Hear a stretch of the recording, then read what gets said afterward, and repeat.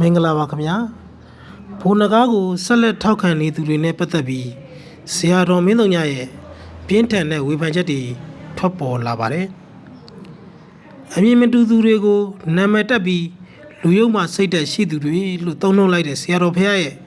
မိန့်ကြားချက်ကိုသုံးသပ်တင်ပြမှာဖြစ်ပါတယ်ခင်ဗျာဒီနေရာမှာဆရာတော်ကမိမိနဲ့အမြင်မတူသူတွေကိုလူယုံမှလို့သတ်မှတ်ပြီးနာမည်နဲ့တကွပြောဆိုမိန့်ကြားထားတာကိုတွေ့မြင်ရပါတယ်ခင်ဗျာငကားကိုဖောက်ခံပြီးတော့ပြောနေကြတဲ့ဝါယမတို့ထွန်းကြီးတို့ယနေ့ကြီးမြင့်တို့မြတ်ကျော်တို့မြို့ထိုက်တန်သိန်းတို့အများကြီးပါပဲနော်ကို84မျိုးဆက်ဆိုပြီးတော့လုပ်နေတဲ့ထုံးအောင်ကျော်တို့ယနေ့တဲ့အထိလည်းပဲဆက်ပြီးတော့မိုက်တွင်းနှက်နေကြတာပါပဲနော်ခုနကပြောခဲ့တဲ့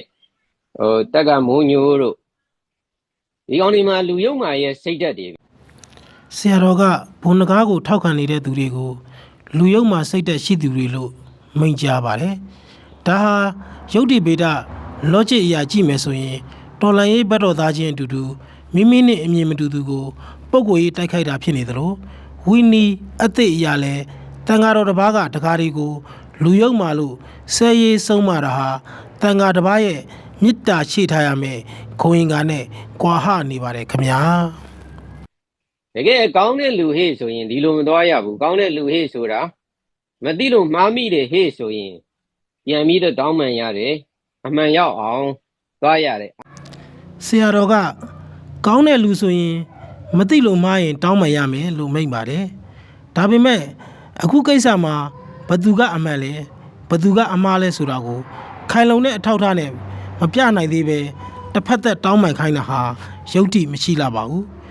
ဒါကဘုံနဂါးအလင်းဝင်သွားတယ်မဝင်သွားဘူးဆိုတာကိုညင်းနေတာမဟုတ်ပါဘူးအလင်းဝင်ခြင်းမဝင်ခြင်းနှစ်ဖက်အငင်းပွားနေမှုပေါ်အခြေခံပြီးဘသူမှန်လဲဆိုတာသိနိုင်တဲ့သက်သေသို့မဟုတ်ခိုင်လုံတဲ့အထောက်အထားဘယ်ဘက်ကမှချပြနိုင်သေးတာမရှိသေးဘူးလို့ယူဆလို့ကောက်ချက်ချရတာဖြစ်ပါတယ်ခင်ဗျာဆရာတော်ရဲ့နောက်ထပ်မိန့်ကြားချက်မှာတော့ပိုပြီးပြင်းထန်တဲ့ဆွဆွချက်တွေပါဝင်လာပါတယ်သစ္စာပေါက်လောက်ကောင်လို့သုံးလုံးပြီးဘုံနဂါးကိုစစ်တပ်ရဲ့ရဟတ်ရင်နဲ့ပြန်ခေါ်သွားတာလို့အတီးပြုမိန့်ကြားလိုက်တာပါပဲအခုကတော့တကယ်ကိုမှသစ္စာပေါက်လောက်ကောင်ဖြစ်ပြီးတော့အားလုံးမြင်ကြတဲ့အတိုင်းပဲနော်တို့ရဲ့စစ်တိုင်းမှုတွေဗိုလ်ချုပ်တွေကိုတောင်မှပဲဒီလိုစစ်ရဟန်းရင်နေနဲ့ခန့်ခင်ခဲ့တာမှမဟုတ်တာငကိုတွေကဒါချိတ်ဆက်ထားပြီးတော့လဝါချင်းရိုက်ပြီးတော့မွေးထားတဲ့ကောင်ကိုကိုယ့်လူကိုပြန်ခေါ်သွားတာပဲပထမဆုံးအနေနဲ့သစ္စာဖောက်လောက်ကောင်ဆိုတဲ့အသုံးလုံးပါတန်ဃာတော်တစ်ပါးဟာတကားတွေကိုဆုံးမတဲ့အခါမေတ္တာရှိထားရမှာဖြစ်ပေမဲ့အခုလိုကြမ်းတမ်းတဲ့ဖရုဒဝါစာတွေကိုသုံးလုံးတာဟာတန်ဃာဂုဏ်ကနဲ့ကိုက်ညီမှုရှိမရှိစဉ်းစားเสียဖြစ်နေတယ်လို့ယူဆမိတာပါပဲဒါကတော့ဝိနည်းကျမ်းကျင်သူတွေဘာပြောကြမလဲဆိုတာပဲကြည့်ရမှာပါဆရာတော်ကအားလုံးမြင်ကြတဲ့အတိုင်းပဲလို့မိန့်ကြားပေမဲ့တကယ်တမ်းမှာတော့ဘုံနဂါးရဟတ်ရင်ပေါ်ပါသွားတဲ့ခိုင်လုံတဲ့မှတ်တမ်းတစ်ခုမှအများပြည်သူစီရောက်မလာသေးပါဘူးတက်သေးမရှိပဲမြောက်ဒီမှာတွေ့ရုံဓာတ်ပုံတချို့တွေ့ရုံနဲ့မြင်ကြတဲ့အတိုင်းပဲလို့ပြောဆိုတာဟာယုတ်တိဗေဒအရာအမှန်တရားကိုဖန်တီးယူထားတာလားလို့သုံးသပ်မိပါတယ်ခင်ဗျာဒီနေရာမှာဘုံနဂါးအလင်းဝင်နေဆိုတာကိုမြောက်ဒီကရုပ်ပုံနဲ့ပြတော့ယုံကြည်ကြပြီးစစ်လော်ဘီမီဒီယာတွေက PDF 900ကျော်အလင်းဝင်တယ်လို့ဓာတ်ပုံတွေအပြင်ရုပ်သံတွေနဲ့ပါပြသတော့ဘာလို့မယုံကြတာပါလဲငါတို့ယုံကျင်တဲ့အရာဆိုယုံမယ်မယုံကျင်တဲ့အရာဆိုမယုံဘူးဆိုတဲ့ double standard ဖြစ်နေသလားလို့တွေးမြင်မိပါတယ်ခင်ဗျာ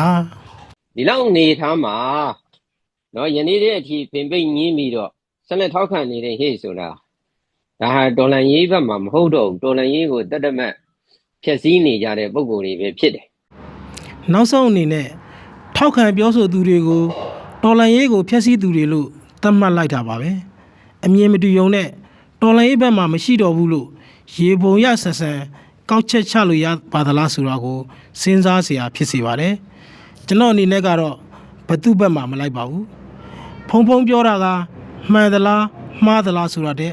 ယုတ်တိရှိရလားတ သက်သေခိုင်လုံရဲ့လားဆိုတာကိုပဲသုံးသက်တင်ပြခြင်းဖြစ်ပါတယ်။ဥတင်ပါတယ်ဖေဟာ